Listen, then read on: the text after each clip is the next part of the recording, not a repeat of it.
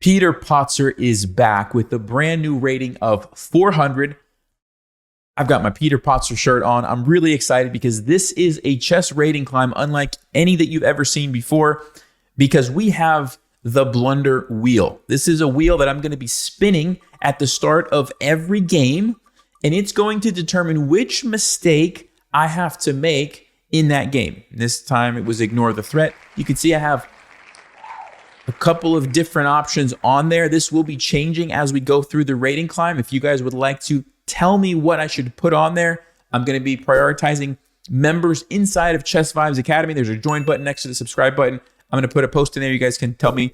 But basically, here's what we're doing. We're going to be making this mistake early in the game or maybe in the middle game, and then we're going to try to turn the ship around and see if we can come back. What do we do when we're in a bad position, right? Because a lot of people express to me, Nelson, you're always in good positions out of the opening, and then the game is easy. What about when it's not easy, right? That's what this rating climb is all about. So please let me know feedback in the comments if you like this. I'm going to go ahead and spin it now. We're at 400 ELO, Peter-Patzer. This is Rapid Games. Thank you to chess.com. Let's go ahead and get started. Here we go. The first spin, whatever it lands on, is what we're going for game one. It is. It is. We're going to be blundering our queen on game one. Wow. What a way to start the series. All right. Blunder queen. I'm hiding the wheel. Here we go. We're going to jump into a game. We're rated 400, and I am going to attempt to blunder my queen early in this game. So let's play e4, and I'm going to just make the typical beginner mistake of bringing out the queen too early, okay? It won't be hard to blunder it if I do this. And so let's go ahead. Maybe he's going to attack my queen. Not yet. Let's just play around with the queen until we blunder it. And then we'll have a tough position to try to come back from. Okay, so I'm not going to take his queen because that would obviously not be a blunder. That would just be a trade. Let me go. I think I'll just let him take me. I'll just pretend like I don't see that. We'll just pre-move something. Okay, he didn't attack it. I'm just going to wait for it. I'm going to wait for this to happen. Let me do another pre-move here. And once the queen is gone, we'll start. There we go. There we go. Oops. Okay, so I was doing two things wrong. Bringing out the queen early and moving too quickly. Okay. This is obviously a bad position, right? We're down a queen. We're not developed. What are we going to do? My primary advice is going to be just keep doing the same thing that you always do, right? Try to develop your pieces. Try to control the center. Try to get your king to safety. Try to put your pieces on good squares. Occasionally, we'll have to take some different types of risks, right? But for now, that's what I'm going to focus on. So these pieces need to come out. Of course, I'm paying attention. This is almost a pin, but it's very easy for black to deal with that. They just push their pawn forward, right? And then I'm going to have to waste time. I don't want to waste time. I'm already kind of in trouble. So I'm going to play d3, and I'm just trying to get this piece out. That's it. I'm going to get the bishop out, and I'm hoping I can castle and maybe line up on the queen here. So they take me. I'll take back with the bishop, not the pawn. And here's why. I don't want to give myself an isolated pawn. That's just going to be an easy target. Generally speaking, you want to keep your pawns together. These are called pawn islands. So there's an island, and there's an island. The less islands that you have, usually that's better. And I don't see anything wrong with just taking with the bishop. So we take. And now I'm going to be looking, probably to get my knight out or my bishop. Let's see where this knight could potentially go. This would be an annoying threat, but unfortunately, I think we just have to focus on getting the pieces out quickly. So we're just going to have to deal with that if it happens. And right now I'm getting the knight out. I could have also moved the bishop. Both would be fine. Yeah, and he does go. That's a good move from black. That's a good move. And normally, okay, you don't want to trade pieces when you're down, right? So I don't really want to trade this. The problem is if I go back, I'm getting forked, which is even worse. So sometimes you just have to go with it, right? And this is one of those examples. Again, this move doesn't really do anything for me. There's c6. Now, I could try it and hope that I get lucky, but if the black has lots of good moves.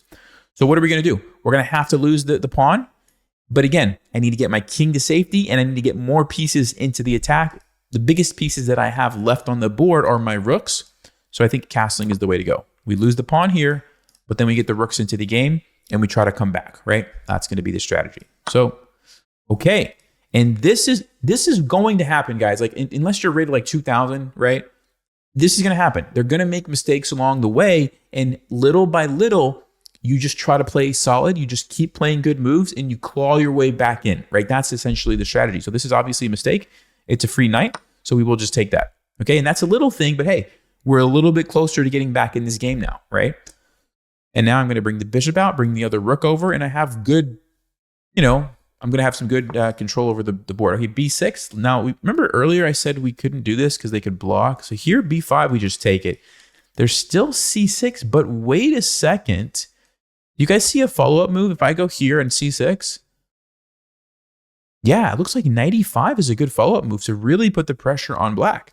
So again, this is what I would do in a normal game of chess, right? Like every time they make a move, you ask yourself, like, did they create any weaknesses? Well, yes, this square and this square now are weaker. Can I take advantage of that? Actually, I can. And now c6 is not such a good move because before when the pawn was here, it was defended, right? It was a very solid pawn. Now it's not. It's a weak pawn. It's only defended one time. And when I jump in with my knight, we now have a fork. There you go. Here we go. We're going to jump in with the knight. Now we have a fork. And guess what? This is actually going to be a follow-up fork. And all of a sudden, like I said, we're clawing our way back in this game. Okay? So you look for the weaknesses. You make sure your king gets to safety, which I did. You make sure you put your pieces on good squares. Okay, now we want to think through this carefully because this is a move that's doing a lot. So we want to make sure we take our time and we consider everything that's happening. This is under attack, but it's defended. Not worried about it. This is under attack, but it's defended. Not worried about it. This is under attack. It's not defended. So I am worried about my knight. This is a battery lined up on my king, so I'm definitely going to think about that. However, I'm not worried. It's defended. If this trade happens, everything is good. We just win a bunch of material. So this is kind of the main thing that I need to worry about from a defensive standpoint. What about aggressive on the offensive? Well, this pawn, right? And it is a check. So I think I'm going to take with the bishop and fork these pieces. However, taking with the knight is actually very, very sneaky because I hit the queen for one thing, and I'm going to have a discovered check, which means I can move my knight wherever I want, and then boom, we have a check. So that's going to be a good option as well. So let's just say they move, and I do decide to take the rook. Then I'm going to lose my knight, which I don't really want to lose my knight. We could go check and then drop the knight back, a sneaky in-between move, hit the queen, and then take the rook. So that actually looks pretty good. So yeah, both of these moves, very, very good. I think I'll go this way and go with this sneaky in-between move. And the reason I'm doing that is because, of course, I'm going to take the rook, but not at the cost of a knight. Remember, I'm behind. I need to get every little piece that I can, right? So I'm going to drop my knight back first with an attack on the queen. And once they save their queen, then we'll get the rook for free, okay? So little by little, we're coming back in the game. I assume they're going to move their king over here is what I would expect, but we will see. Okay, they played bishop d7. All right. That doesn't change too much, I don't think. I think we're still going to do the same plan. So again, I want to take the rook, but I don't want to lose my knight in the process. So I'm going to go here. The only way that they, save their queen is by moving it, and then we get the rook for free, and we actually don't lose the knight. Okay. That's the more advanced. That's called a Zwischenzug tactic. It's an in-between move. It's like your opponent expects you to do one thing, and then they're going to do something. Nope, I'm going to do something else first.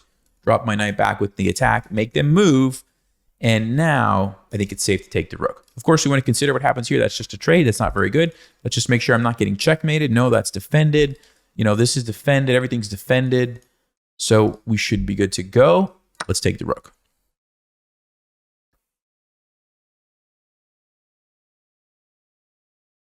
And I still would like to develop this. Okay, what is he doing? What's he threatening? Well, he's creating the battery. That's a checkmate threat. That's a very serious thing, right? So what are my options? Well, we can always defend. So for example, we bring out the bishop somewhere, maybe here or here, and we just defend the rook. That seems like a very solid option. I wanted to move that bishop anyway, so I'll definitely think about that. Another thing is we could just take it. Now, that's a trade. Do I want to trade pieces? Well, let's do some math. So this is equal. This is equal. This is equal. This is equal. So what do we have left on the board, essentially? A queen for a rook and a knight. And then I'm down a pawn as well. So it's a queen and a pawn. So I'm still down material. So trading pieces is not ideal, which means I probably won't take that. Now, that being said, if you make the argument that this bishop is very powerful, okay, maybe it's worth it. But I think no, I think I'm just going to defend. I wanted to bring this bishop out anyway. Let me see, where am I going to go? I'll go to f4. It's a little bit risky because it's undefended, so I have to keep an eye out for like queen attacks. But this is a really nice open diagonal controlling lots of squares, and this is no longer checkmate because now we simply take with our rook. And by the way, if this happens and the bishop takes and I take, is that a good or bad trade for me? it's a good trade, right? Because we get 9 and 3, we get 12 points, and we only lose 5 and 5. We lose 10. We get 12, lose 10. It's a good trade. Okay, they castle. It's a good move. And you'll notice it's attacking my bishop, right? So we don't want to lose that. Where do we go? Well, can't go here or here because the knight, the bishop, looks like we only have one option unless I counterattack something, which I could do. Where's the queen going to go? I don't exactly know. Yeah, so that's definitely an option. But I think for now, I'll just move it. I could have played an in-between rook move, but we'll just move it for now.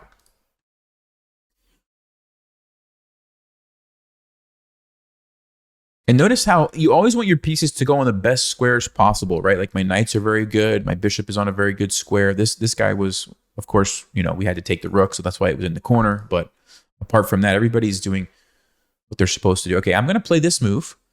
And this is something like always want to cause problems for your opponent, right? Especially when you're down. Cause as many problems because there's always a chance that they miss something, right? So I'm going to cause a problem for my opponent. What's the problem? The queen is guarding the bishop, which is attacked by the knight. So if the queen moves away to the wrong square, I'm getting myself a free bishop. For example, the queen moves like over here. Thank you very much. So, or there. Exactly, you know, what I was talking about. Gave myself the opportunity. Now, this move actually attacks something. So we do need to do a little bit of calculating. If I take this and they take me with check and I move in the corner, what happens? It doesn't look like it's checkmate to me. There's no follow-up for the queen. You can't take this. It's defended. You can't go there. I just take it. I have to be a little careful if the knight tries to jump in, but I think it's still probably worth it. Now, there might be a more powerful move. If I could somehow deal with this threat and attack something at the same time and then take this later, that would be even better. Do you guys see what I'm thinking? You had a chance to look at that. The move is rook d2. And again, it's, okay, I'm going to take this, but before I take, I'm going to do something else first. And then I'm going to take it, right? Again, we're seeing this tactic pop up a lot. Okay, there's the expected move. He's probably going to take me. But wait, I'm going to do something else valuable first. Get this queen out of here. Get this defended. Everything's defended now. And once the queen moves, probably back here or here, that's when I'm going to think about grabbing the bishop. Okay, now, if the queen goes to f5, we will have a tough decision to make because then my bishop will be under attack. So I have to decide, do I want to trade those bishops or do I want to just save my bishop? I think this is the best move for the black queen. And yeah, okay, they do. That's a good move. That's a good move. Wow. So yeah, I mean, it's just a trade essentially. I don't really want to trade. So I think, again, I'm going to keep this on the board. So the question is, where do I want to go to? Probably just back here. Nice and solid. It's defended very well. Protects my king, right, which is important. And again, now we have the threat on the bishop. So maybe rook d2 wasn't the best move. Maybe I should have just taken the bishop earlier. But this is the safe way, right? This way keeps my king a lot safer. So from a practical standpoint, you could make the argument this is better, but probably if I was playing against a very high-rated player, I would have taken the bishop. Okay. Not worried about that. It's defended. I'm scanning for tactics. Like, do I have any way to, fork anything with my knight or my bishop? I don't really see anything. So I think what I want to do is figure out what's my worst piece and make it a little bit better. I think it's this guy. And I'm just going to make it better. Now I have a battery. Maybe one day we can think about invading on the back rank and causing the king some problems. e5. Okay, is that defended? Well, it's attacked twice. It's only defended once. So it looks like a free pawn. Question is, which way do I want to take it? I think I'll jump in with my knight. Knights are generally pretty effective in the center of the board, and so we're going to go ahead and do that. You'll notice everything's well defended, right? And so I'm not super concerned with my king's safety because the bishop, the rook, everything is helping. Okay. We could jump in. We have a lot of options. We have a little bit of time, so we need to make a quick decision. Very well defended. 3 attackers, but I have 1, 2, 3 defenders. Should be good to go. So I think we're just going to grab the bishop. It's the free piece, right? Rather than trading, I'm going to take a free piece. But it's important that you make sure you're defended here, right? Okay, and that's exactly why. Because if I wasn't, I'd be in trouble. But we just take it back. And if the knight takes, we take back with the rook. And now, for the first time in the game, I think we're actually ahead material-wise. So if you do the math, rook for rook, we have a rook and 3 pieces for our queen. Even just 3 pieces is better than a queen. So the fact that we have an extra rook means we're essentially up a rook. right? And so black now is in trouble, and they just kind of sacrificed too many pieces there. Okay, what's the threat? My knight, my rook. The rook is defended, so we're not worried about that, but we do want to save our knight. So where should we go? I'll just go to d6 because I don't want to lose on time. It's defended here, and if I need to, I can jump this knight in and kind of connect the knights. That's usually a good way, but I'm also going to start thinking about being aggressive here if I get the opportunity. But let's see where this rook moves. If the rook moves to d8, yeah, I think we will just bring the knight in. No, he doesn't. Okay. So yeah, I'm noticing this diagonal gets opened up. I'm going to take advantage of that with a check. And now maybe my knight can follow up.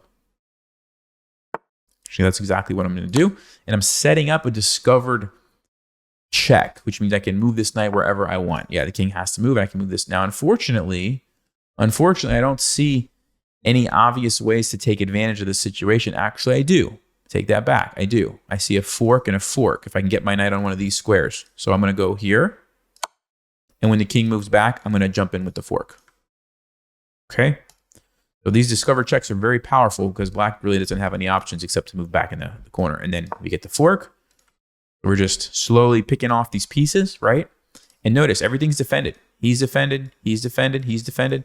He's defended. When you have your pieces like this, the queen can't do anything. He's defended. Like literally, there's nothing for the queen to take. Every single one of my pieces is defended, right? And they don't notice the queen. So we get the queen. And, you know, I'm probably going to force a rook trade or something at this point. Okay, I'm going to try to take advantage of the back rank. I'm going to move my bishop back, which is threatening this checkmate. And I expect maybe black won't see it. They don't, so we can go in for the checkmate. Okay, so let's check the game review on that one. It's going to obviously show the big blunder early, and then it should kind of turn around from there. You had a nice tactical find in this game. Oh, let's review. Let's not review. Okay, sorry. Okay, yeah, so there you go. And there was the blunder, -6. And then we just slowly but surely continue to make those good moves, put our pieces on good squares, and climb back into the game. Okay? So, yeah, there you go. Queen Blunder started off. Let's go to the next game.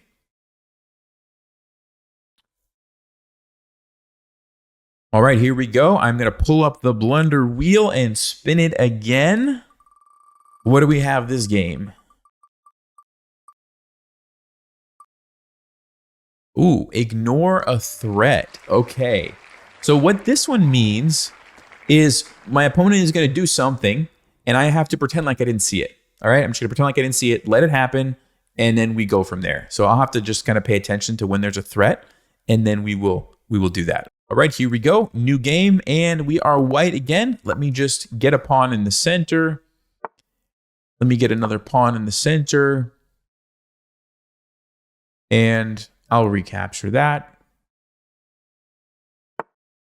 Okay. I don't think that's a big enough threat to, well, I'll ignore that one, but that's not going to be the main one. I want to do maybe like okay, let's ignore this. Let's pretend like we're not paying attention and we just play some random move and we lose our knight. How about that? Okay, I'm just ignoring what this pawn is doing. We're just going to let him take us. Assuming they do take us. Okay, great. All right, so this one's not as bad. Okay, we didn't lose our queen, but we did lose a knight. We have messed up pawn structure. Not how you want to start the opening, right? However, I have done a couple things right. I got a pawn in the center. I've got a piece developed, right? And I'm only one move away from being ready to castle. So we're going to use that to our advantage, okay? All right, so he's attacking my pawn. Always want to ask yourself the question, what happens if I push forward? Attacks the knight. I don't know if I'm going to this time because queen e7 looks annoying. It pins me, and then I have to defend. I could probably still do it, but I'm going to focus on castling quickly. And so I'm going to go bishop to d3. Now, maybe bishop c4 sacrificing this would be an option as well, but in this case, I just wanted to defend. Okay, so I think I'll just go ahead and take it. I didn't want to get forked. I already ignored the threat, so now I'm paying attention. And I'm going to go ahead and castle. Now, here, I'm intentionally ignoring this one. This is not like blundering because I ignore it. No, I see it. I'm just intentionally going to ignore it because I have a follow-up. Do you guys see what the follow-up is? Well, here you go. You're going to get an opportunity. What's the move for us? Okay, there's probably two good moves, but this one I think is better. Queen e1 check. It's a fork. And so we're going to win black's knight by going there. Now, rook e1 is also a good move because this is where I want my rook to be.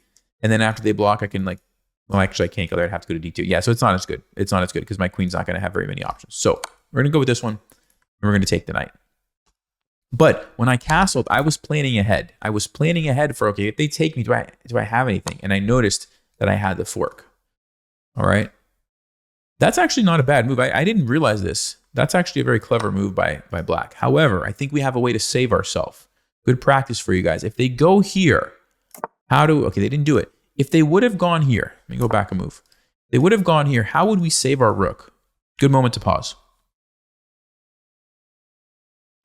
Okay, hopefully you said queen e1 check again, gives us time, then they have to deal with that, and then we can slide our rook to safety. Okay, so they didn't do it, but that's how we could have saved our rook. All right, now this is still kind of a threat, and we no longer have the check. So I do need to pay attention to what's going on here. Okay, and I think I'm just going to move rook b1 because I like the rook on the open file anyway. And then if they go there, it gives me time to move my queen away. I don't know if there's another way. Bishop b2, I think they could still go there, and then they're going to force a trade, which is not what I want. I am down a pawn. Yeah, so I'm going to keep the pieces on the board and just play rook b1. Okay, and then bishop b4. Okay, so attacks my queen. Should I take this or not? Okay, this is a common trade that you want to make sure you're aware of. Whenever you have the opportunity to sacrifice a rook for two minor pieces, two bishops, two knights, or a knight and a bishop, 90% of the time you should do it. 90% of the time you should do it. Even if you have to lose a rook and a pawn to get the knight and the bishop, it's usually better to get the knight and the bishop. Okay, so this is not a good move from our opponent because it allows me to sacrifice this. There are very rare exceptions where that's not true, but like I said, 90% of the time, that's a good trade for you. Okay, so we will do that. Okay, rook to e8. So we've got the two pieces. We have the knight and the bishop before the rook. They are very good in the middle of the game. And this is one of the reasons why that's a good trade, because the next couple of moves of this game, I'm going to be able to just take complete control because the rooks are kind of endgame pieces, right? Like this rook's not going to be able to do anything for a while. This rook is pretty good, but it always has to be careful. The rook can never really do anything because if it goes anywhere that I'm controlling, I just take it, right? There's no way that you can have a good trade that way. So the rook is limited, whereas my pieces can basically do whatever they want. So which area of the board should I focus on in this position? What do you guys think? Well, I think the king. The king looks very bare. I mean, there's 3 pawns and that's it, right? So I already have the bishop lined up there.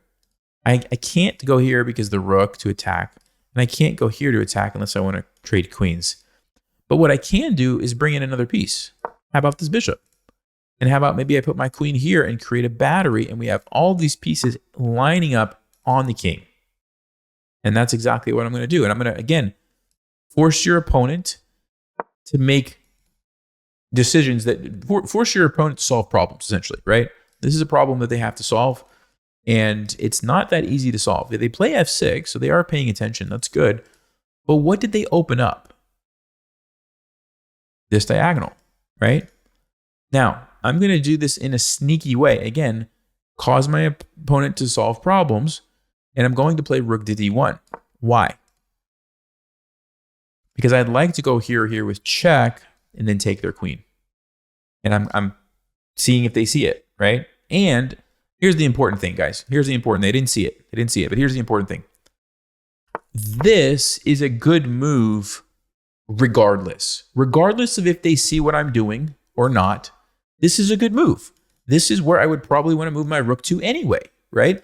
That's why it's such a powerful move. I'm not like, playing some random, let me just move here and hope they don't see it and I'll take their rook. That's not what this is. This is a good move. It also comes along with the threat, but it's just a good move. Those are the kind of moves you want to have, right? Too many beginners, they play these cheap threats, but they're just not good moves. You want to find both.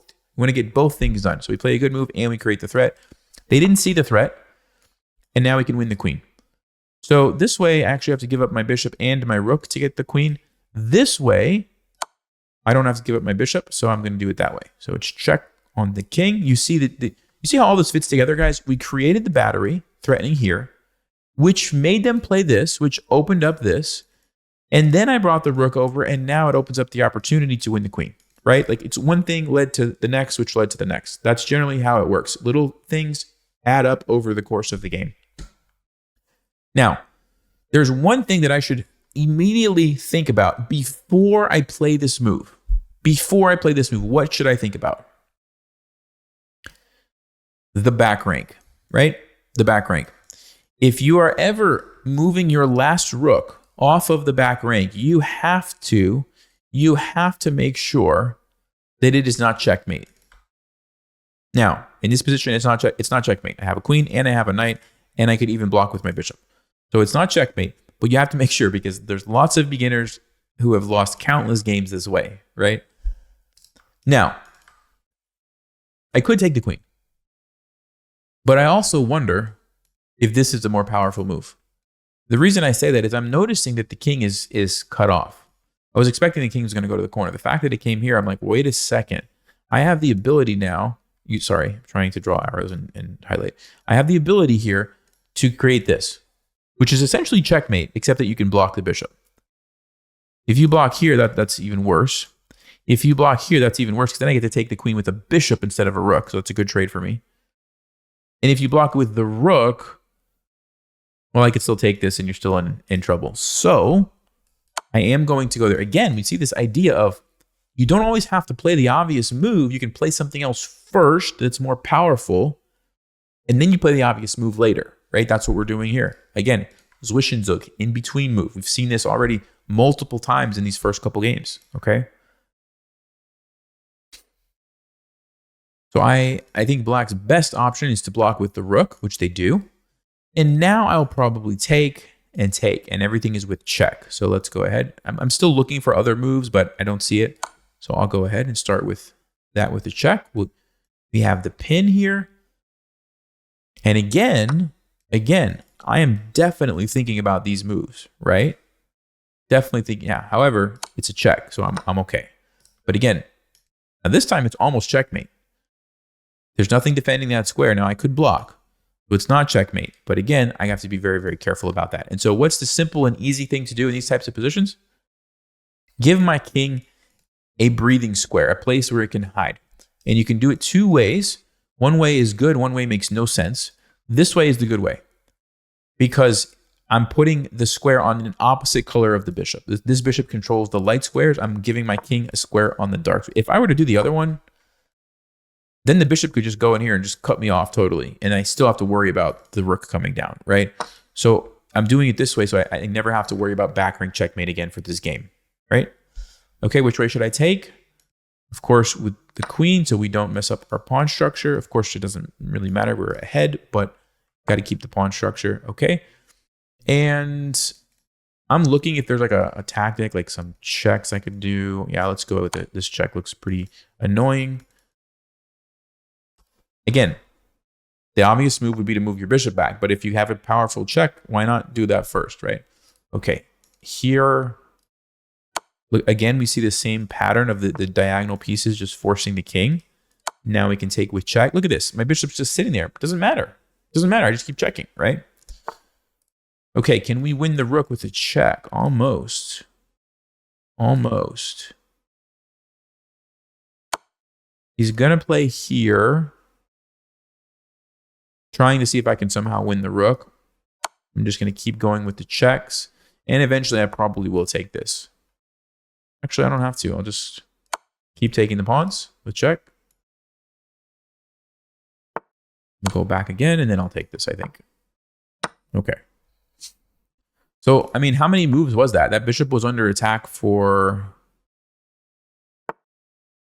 1, 2, 3, 4, 5, 6, 7. 7 moves before I did it. Just an example of how powerful those Zwischenzug tactics can be, right? You just leave it sit there. You're doing more powerful stuff, right? Doesn't matter. Okay. So I don't know. I'm going to go here. Probably the easiest way to win this is to push the pawn. But I'm also looking for opportunities to potentially checkmate the king with the queen and the bishop. So you could, whatever you want. Yeah, like here, this looks very dangerous for the king. Okay, and notice the fork. That's another thing I was looking for. So now we can pick up the rook.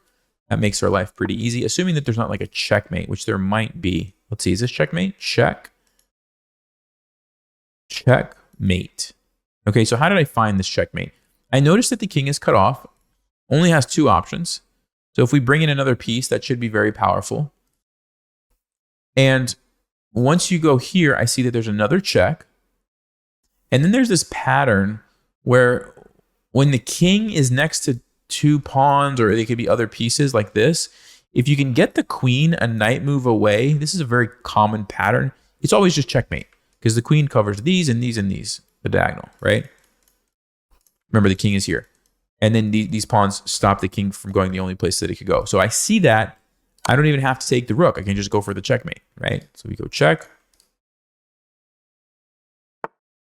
We go check, and then there's that pattern, right, that I've seen before. Checkmate. Okay? All right. Game review. Yeah, 83. So again, we started off awful, but then we just kind of went back to the principles, develop the pieces, look for the mistakes that our opponent made, and climb back into the game, right? Okay. And of course, guys, it's easier for me because I'm obviously rated higher, but the idea is the same. A lot of you guys could still apply this same thought process in your games, okay? All right, here we go. It's time for the blunder wheel. Let's spin it again. As a reminder, Chess Vibes Academy members, look for the post. I'm going to post something so you guys can tell me what else we can add onto this wheel, all right? Open with the flank pawn. Oh, all right. Open with the flank pawn. I'm just going to update this really quickly. I'll say flank pawn. Okay. All right, guys. Flank pawn it is. Let's go. So what I'm going to do is the typical, people who they think that they want to just get their rooks into the game like this or something. We'll just kind of play like that. Maybe I'll just push them, all the way. Yeah, we'll just go as far as we can, and then we'll start playing from there. Now, interesting thing about this is there are some open. Okay, this is really funny. We have the total symmetry going on here. So funny story about this. Stockfish actually, I don't remember how many years ago, it was kind of this novel idea of like pushing this H pawn just all the way down, and somehow it was like good for that player to do that, even though it spent a lot of time. It was like good. It was only in like certain situations, but it's not all like bad news. Now the bad news for me is I don't have center control. I don't have any pieces developed, and all I have is there are these things happening. So we have to figure out how do we get back on track. Well, back to the basics. It's time to start developing pieces, right? This is stopping me from moving this pawn. So probably I could play knight f6 so that there's no longer that. But then I'm going to get chased by this pawn. I really need to get a pawn up there. And since I can't do this one, I think we have to go with d6. Okay, so that was kind of an annoying move, actually. And we can't chase it away because our pawn is already pushed up there, obviously. Okay, yeah, and white's playing pretty smart. They've got the lead in development. I do not. I've got nothing happening. So they're going to like force the issue here with the trade, which is smart. So I'm going to be very careful with what I choose my next move as. So we need to get a piece out. This one is pretty much stuck. This is pretty much stuck.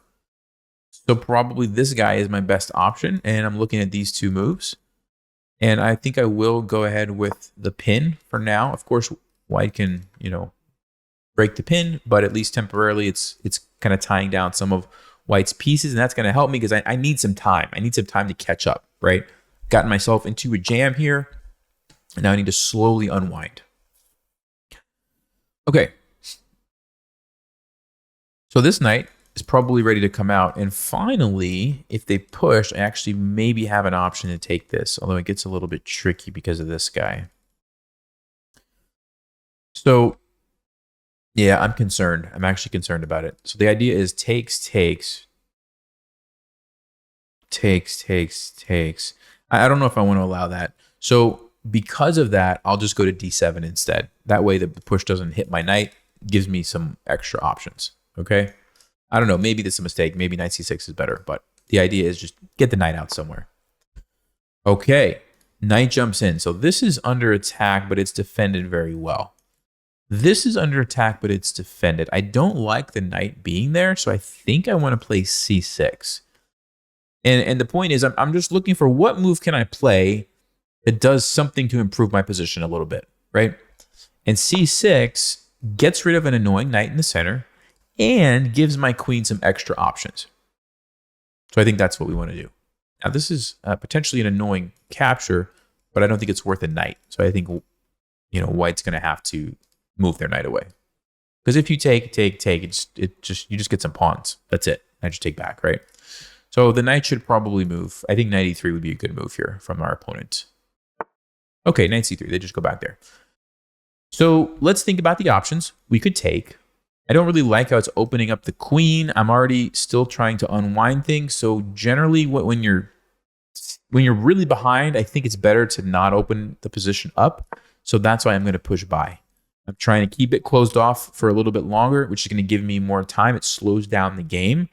And then it's going to give me time to potentially move my queen, push this pawn, get these other pieces out. Okay. So general rule, when you are cramped and you don't have a lot of space, trading is a good thing. So I will go ahead and trade. This bishop wasn't necessarily cramped, but still, I'll just go ahead and make the trade. Okay. Yeah, this is the really annoying pin. And so I'm going to deal with that by jumping over here with a check. And finally, I'm ready to push this pawn and start to get the pieces out. Okay, so it took us a while to unwind from this, but I think we're starting to do it. There we go. We got that up. Now we can bring a knight or a bishop here and keep going.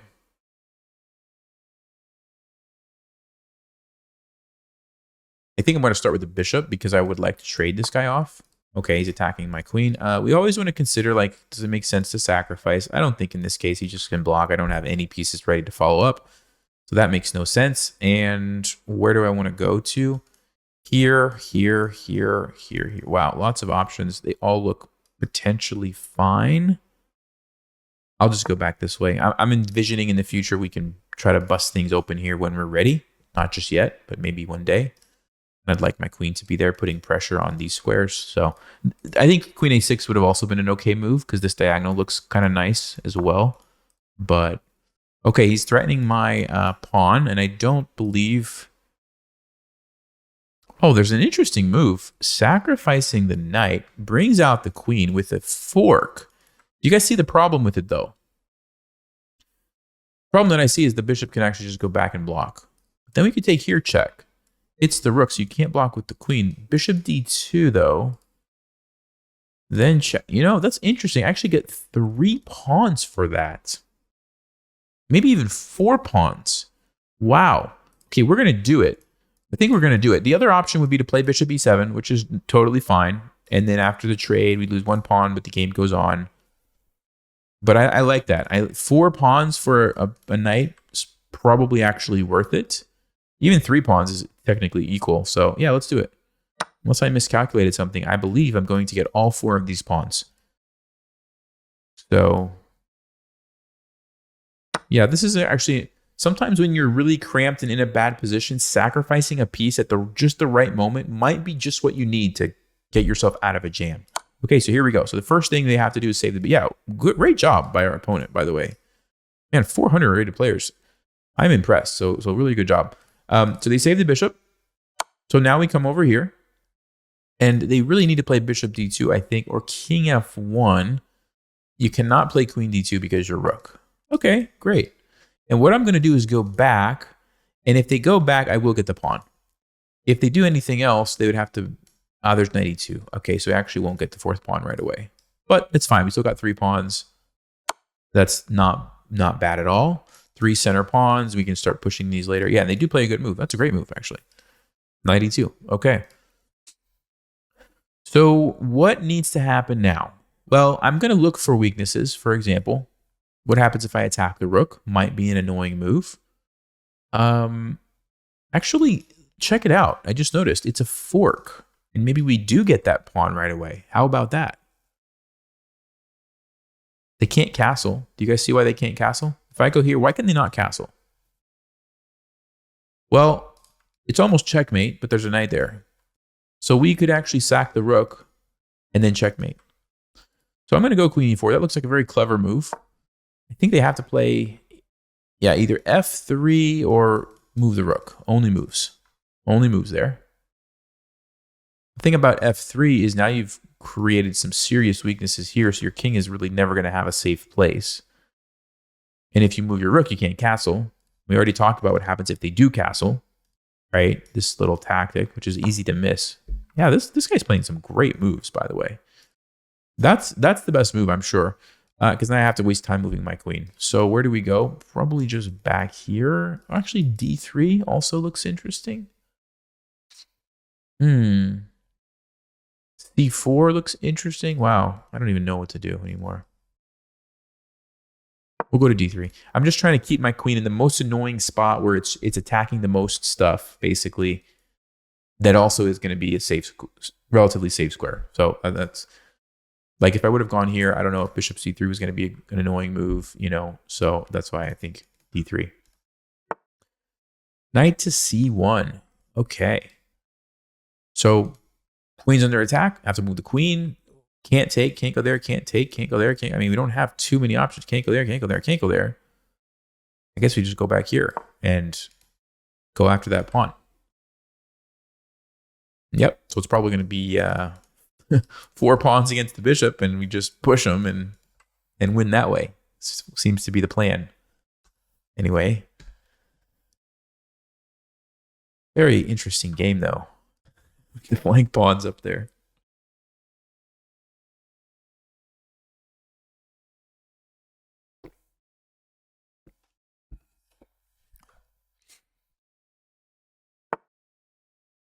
f4. Okay.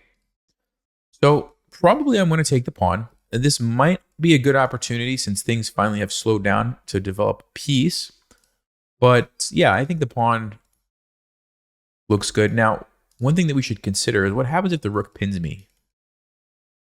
Am I in trouble? The rook pins me, am I in trouble? No, we're not in trouble. And the reason is because this is a check. They have to take back, and then we actually win the rook. So we get the 4th pawn. And probably, yeah, just bring out the knight. Just bring out the knight. Bring the knight in here. This looks like a great square for my knight. It's easy to get to. It's centralized. It's defended. It's an outpost. Remember, as a reminder, outposts are squares that no pawns from your opponent can attack, right? So that's a very nice square. Okay. Is that a blunder or not? What do you guys think? Is that a blunder or not? Think carefully. Think carefully. The answer is it is a blunder. And the reason is because, not because of this, because that's just a trade, but because of the follow-up. There's going to be, there's going to be a check, which is actually a triple fork. So it is a blunder, but you do need to think through it carefully, make sure you calculate all that stuff, and we do have the follow-up. Okay, they didn't actually take that. So we can go check. But yeah, finally white is starting to make some mistakes. They were playing some really good chess earlier, but now it's falling apart. I think I'll just take this one. This seems to be the easiest because the queen is overloaded. This is called an overload tactic. The queen was doing too many things, and it allows me to jump in here, and everything is just falling apart now for white. Okay, should I take the queen? You could make an argument that I'm ahead so much material that taking the queen is fine, gets to an endgame. You could also make an argument that taking this would be valuable because we want to get the pawn. But I'm going to go here because I see a rook. And actually, maybe that was a mistake because I don't actually win the rook. I was thinking I win the rook, but well, if he would have moved his king, I wouldn't have won the rook. But in this case, I do, so I will take it with check. And I think now, I mean, I could take the pawn and take here, but I think now, just to make it easy on myself, I will take. And here's a tip. When you're this far ahead and you are getting low on time, sometimes the simplest thing to do is just get rid of the major threat. The last threat that your opponent has, just get rid of it. If you can safely do it and still have a comfortable position. If this is the only major piece that I had left, I wouldn't do this. But since I have multiple major pieces, lots of extra pawns, by getting rid of the knight, I'm not going to get forked. I'm not going to, nothing crazy is going to happen. Now I can simply push my pawns and win. My opponent offers a draw. Nope, I don't think we're going to do a draw this time, buddy. Thanks for the offer, though. And what's the easiest way to win? Well, get a queen, right? So we're going to go get a queen. We're going to sack this pawn to clear the way and get a queen that way. We could also bring the rook around, whatever you want to do, but this seems to be the easiest for me. And the last thing that we need to be careful about is stalemate. We do not want to stalemate. Now, at this moment in time, white has multiple pawns that they can move. So there's no stalemate if they have pawns that they can move, right? You have to have no pieces that can move. So stalemate is not a concern at the moment. And we can simply get the ladder checkmate. A good game to our opponent. They put up a nice fight there in the opening, I would say. They played some really solid moves for 400. And by the way, if you guys are wondering, my opponents will be getting their points back. This is a special account, so chess.com refunds the points because this is a special rating climb account, okay? So game review, and I just realized I haven't been updating the stats. I think we won, did we win 3 games? I believe we won 3 games. Correct me if I'm wrong in the comments, but I'm pretty sure it's 3. And okay, so 82 accuracy. We had a brilliant move somewhere. And it's funny, this game was not as bad blunder-wise as the other ones, right? Like we had a bit of a disadvantage, but it wasn't as awful as you might think. I mean, look at that eval bar. I literally pushed these pawns all the way, did not develop a single piece, and it's like, okay, white has a small advantage. That's really interesting when you think about it, right? That's really interesting that you can spend so many moves and it's just like a small advantage for white. I mean, that's kind of crazy, I think. Anyway, okay, we've got time for one more game. Let's go ahead and pull up the blunder wheel and give it a spin. Oh, it's going to be ignore threat again. All right. Well, ignore threat. We did that earlier, but no problem. I'm going to add it on here. Ignore threat. And update. Alrighty. We are good to go, guys. New game. Maybe last time I did a knight. Let's see if I can maybe ignore a bigger threat this time around. Let's see. We'll just play some random moves to get the game started here. I'm not really thinking through these too much. Just pre-move some random stuff. Let me put my bishop. This is a bad move, by the way. I'm just intentionally making some poor choices. Why is this a bad move? Because I've blocked this pawn. I can't get that pawn, which means I can't get this bishop. So I'm really just jamming myself up. Okay, let me make another bad move. I'm just going to make some bad moves, get off to a bad start. I'm still looking for the opportunity to ignore a threat from our opponent. They haven't really made any big threats just yet. So we will just keep waiting for that opportunity. Okay, let's bring the knight in. I don't know why. I'm waiting for them to threaten something. They gotta make a threat at some point, right? Okay. We're gonna ignore that. We're gonna pretend like we didn't even see that. We have no idea what's going on there, and we're gonna do some other random move. Knight b4. I don't know. We're just not paying attention. Oh no. There goes my knight. Maybe they'll attack this one and I'll ignore this one too. I think that'll be fine. Okay, they got to take this one first, hopefully. I don't know if they're going to take it. It's taking an awful lot of time. Nope, didn't take it. No, dude, I'm the one ignoring the threats, not you. Okay, well, maybe I'll force them to take it. I'll force them to take it. Okay, so they took that, and I'm gonna leave that knight there the whole game. I'm not gonna move that knight again. All right, so I'm gonna play the rest of the game without moving the knight and maybe the bishop. I think that's probably good enough. Okay, so here we go. Here's a position, and I don't know if they're gonna take this. Should I save the knight? Well, I said I was gonna leave it. We'll just leave it. So here's the position. What are we gonna focus on? Well, get the king to safety for one. So I'm going to go ahead and castle. And whenever I have open files, if I can get a rook on it, I'm always happy to do that. The fact that I can get my king to safety and get the rook on the open file at the same time, quite happy to do that. Now, this is actually pretty risky now that I'm looking at it with my knight sitting there, because once they take it, they're going to open up their rook. So we're going to have some defending to do, but we'll give it a shot. Assuming that they do not want to take this knight. I don't know what to say. They just don't want it. Okay, this is a pretty big deal. So we need to defend that. I'm going to use my queen. And, bishop takes g4 would be a really good move for white. Be a really good move for white. Maybe that's why they left it sit there the whole time. They wanted to take with the bishop. Oh, brilliant.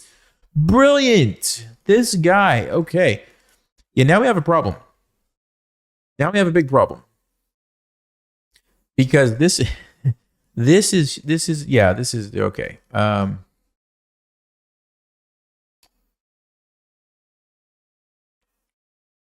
Wow. All right. So what are we going to do? Well, we don't want to lose the queen. So we're going to save the queen. The question is, how do we save the queen? If I move my king in the corner and they take, then I can move my queen to safety.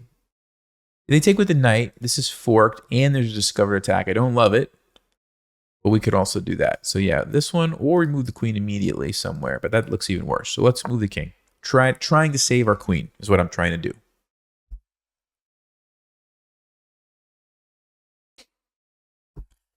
And guys, sometimes like you're in positions like this where the only thing you can do is try to defend. Like that's it.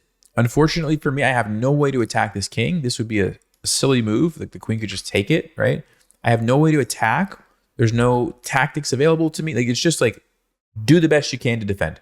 That's part of chess. Sometimes that happens. And if you defend long enough, sometimes your opponent just messes up, right? So that's the name of the game. Just keep defending. Just keep trying to hold on. I mean, I happen to be down. How many pieces did I sacrifice? 3 pieces. I'm down 3 pieces, and we have this problem. But I'm gonna just do my best to defend. Right? That's it. So this gets my king a little bit safe and avoids the fork. And then we'll go from there. And hopefully, at some point along the way, our opponent will make a mistake. Right? So queen e4. Okay. Not sure what they're doing there, if they want to take this or what. I'm thinking we take this pawn to at least open up my queen, attack the knight, and then maybe the rooks and the queen and the bishop somehow can put pressure on the king. It's ugly. I don't love doing that to my pawn structure. Other option is we take with the bishop, keep the pawns a little bit nicer, but then we don't get the open file. Yeah, it's a toss-up. It's a toss-up. I honestly don't know. I'll take this way, trying to open up the file. Maybe it's a mistake. I don't know. But I'm thinking like, okay, I have a queen, I have 2 rooks. If I can get both of my rooks on these files with the queen, you know, maybe there's some chances. That's what we're going for. And of course, we just constantly look for the opponent to make a mistake. That's a pretty good move. That's a pretty good move. Okay, let's consider, is there any merit to sacrificing? No, we don't have any good follow-ups, so we can't do that. All right, so I think we just got to move our rook somewhere. Yeah, where do we go? Maybe here or here. I'm trying to keep my king as safe as possible, essentially. And I have to be careful for this bishop too. I just remembered that. Wow. Yeah, this is not looking good, guys. We are in a world of pain right now. Because he's going to take this, and I'm not even going to be able to take it back because my queen. Whew. Yikes. All right, so what I'm going to do is move here. Probably this is the best option. We just sacrificed this rook. At least we get the other rook in the corner into an active position. We save the queen, and then we go from there. Opponent's playing pretty well, though. Okay, they didn't take this. So see, that's what I'm talking about. we caught a little bit of a break, you could say, right? We saved the queen, now we get to save the rook, and maybe if enough of those little breaks add up, we get back in this game, right? Let's go here. I am threatening. Remember, this is a good trade for me. Now, the exception is that since I am down so many pieces, even though it's a good trade, it's still a trade. And we still get closer to the end game. So I'm going to have to think carefully if I want to make that or not. Probably will, because this knight is just so powerful. But we'll see. Let's see what white's going to do. Maybe they, again, give us an opportunity. Okay, that's a good move, actually. That's we can't take it. I can play here, though. Create a problem for them. Remember, keep creating problems. And maybe at some point, they don't see them, right? So we go here, creating the problem. They go bishop e3, then I'm going to come down, create another problem for them, hit the knight. Did they do something? Okay, there you go. I'm going to go ahead. And you have to understand, guys, like when you're in a losing position, it's just a losing position. If they play the best moves for the rest of the game, you're going to lose. But you try to, you try to hold on until something like this happens. What is going on? We take, they lose a rook. And all of a sudden, we're climbing back in the game. So that's it. You just defend as best you can. And, you wait for a moment like this, which is exactly what I needed. That's a trade, and I'm going to get a free rook and potentially a knight as well. They don't have to give it to me if they're paying attention, but there's a very good chance that they move the king and we get the knight too. And that's exactly what happened. Now, let's make sure I'm not getting checkmated. There is no way for the queen to come back here. This is not checkmate. I don't see any immediate... Yeah, so we take this. So all of a sudden, guys, look at this. They have two pieces for a rook. Still probably arguably better position for white. But we've just gotten much closer to being back in the game, right? And it was just try to make threats, right? Queen b6. Try to make a threat. When they played bishop e3, I came down. I made a threat, and they didn't see it. And that ended up getting the two pieces, right? Okay, they take this. So this is defended. This is defended. There's not a lot we can do there. This might be causing me some really big problems, okay?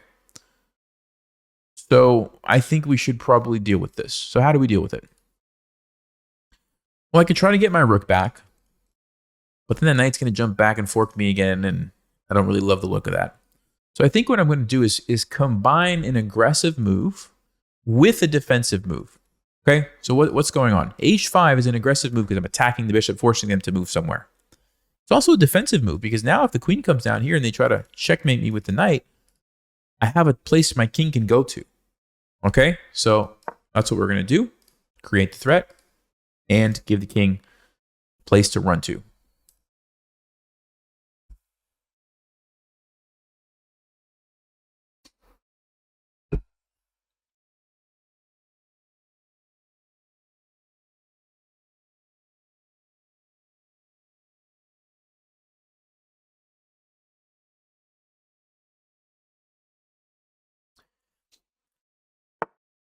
Okay, now we have to really think. We have to really think carefully. This is a critical moment in the game. Critical moment in the game. And how do I know it's a critical moment? Well, I have a free bishop, but white also has this discover check on my king with this knight. So that tells me that this is important. You need to figure out what is going on. So let's start with the obvious thing. We take the bishop. We know white's going to move this knight. Any other move, I think we would be happy to see, right? So the knight moves. There's only 4. I would say let's go one by one, starting with the most annoying. Okay, that's a double check. It's check from the knight. It's check from the queen. So I can't take the knight because I still check from the queen. If that happens, I have to move my king up here. Then what happens? Well, the knight could go there. Check. Remember, I can't go back because there's a queen here. It means I have to move up. Now I'm in line with the bishop. The knight can move wherever it wants. Here, check. It's check because the bishop... I'm going to lose my queen. Now, that's pretty complicated. If you're rated 400, I don't expect you to see all of that. This is what you want to get to one day, right? You just start with the most obvious and you calculate. And you'll notice, I said there was 4 moves, right? I don't even have to calculate them all. I already figured out it's bad for me. I can just ignore the rest. It's bad for me. So I'm not going to take the bishop. I already decided that. Not going to take the bishop, right? So what am I going to do? I think I'm going to just move my king, get away from the queen. Because then if the knight moves, we just take it, right? Now, the other move that I could play, which I'm noticing now, is I could bring the rook back and pin the knight. The problem is it's not really a pin. They still have this check. I can't take it because no, we got to get away. We got to get away from this move. So only move by process of elimination that I can see is to just get away from that queen. That was a powerful move, by the way. Powerful move from the opponent. So we get away, and now we are threatening to take the bishop.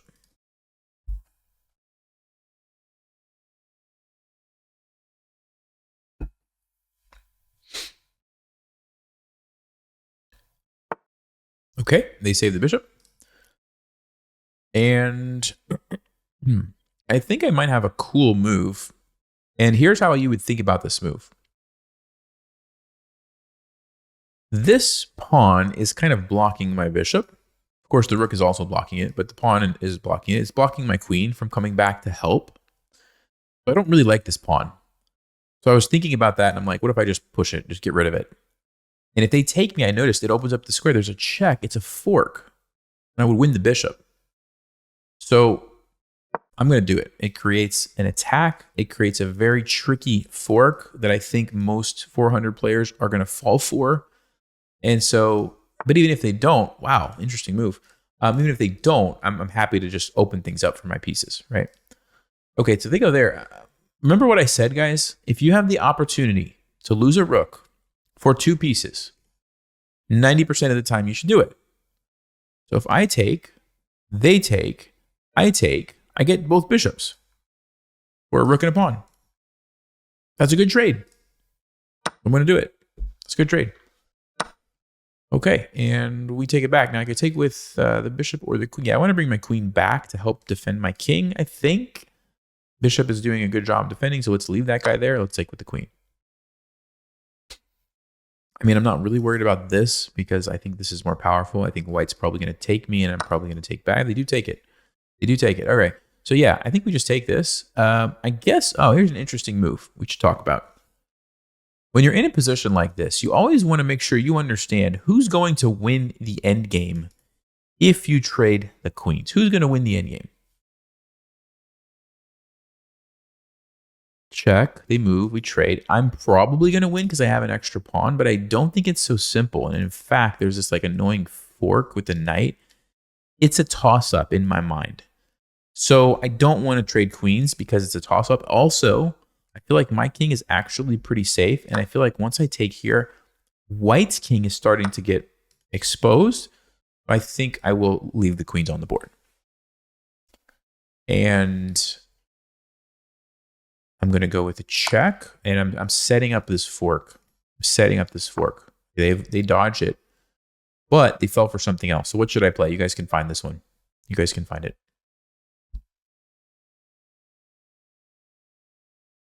So you remember earlier I was looking at like moving my queen here to force a queen trade? It's the same thing, except I'm not going to move the queen. I'm going to move the bishop. And the bishop is going to fork these pieces, and we win the queen. So there you go. And now it's an easy win for us. But white was playing pretty well. They were avoiding a lot of the stake. And I'm going to look for another fork. Yep, there it is. And whenever pieces are undefended and the king is, open to checks.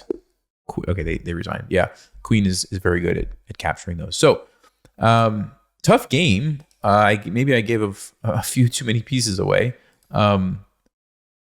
Yeah, 69. But it's the same pattern, right? We defend, we hold on, we just wait for those mistakes. We just wait for those mistakes, and then we climb back into the game.